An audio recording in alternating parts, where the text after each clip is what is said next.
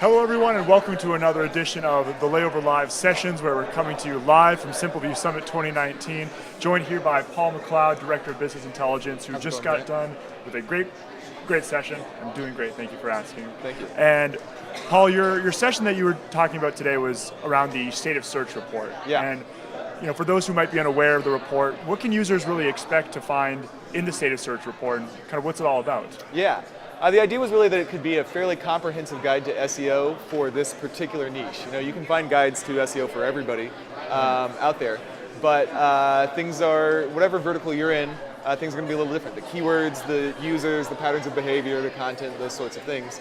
And so we wanted to look at providing a resource that was about specifically DMO websites and SEO. And it's everything from the basics of what search engines even do and how they do what they do, to advanced techniques on the latest breaking changes in the search engine space. Awesome. And like you mentioned, this is kind of the second iteration of this report. So what's something that you saw that differed from the first version to this edition of it? Yeah. So, the idea is that the space is always changing, and we don't want to have to rewrite all 50-ish pages every 6 months or whatever. But 6 months seemed like a good rhythm for being able to be fairly current at all times without just having a bunch of versions out there that nobody remembers which one is which. So anyway, we updated all the stats and graphs and everything. So we pulled the original versions of the data last October. Now we're getting the new ones in there. And we've seen some things change, like some of the demographic information on the audience is different this time around. We've added some new sections.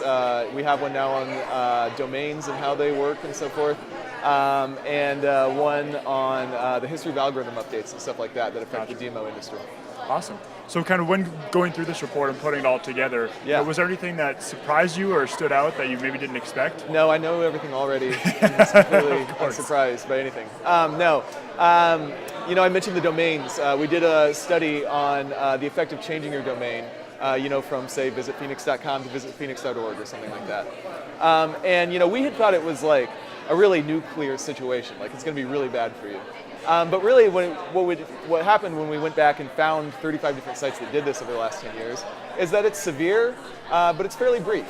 You reach the trough of your traffic loss, your organic search traffic loss, about 30 days out from changing a domain, and it's a very sharp one. You're down about 25% from having been up 5 to 10% earlier.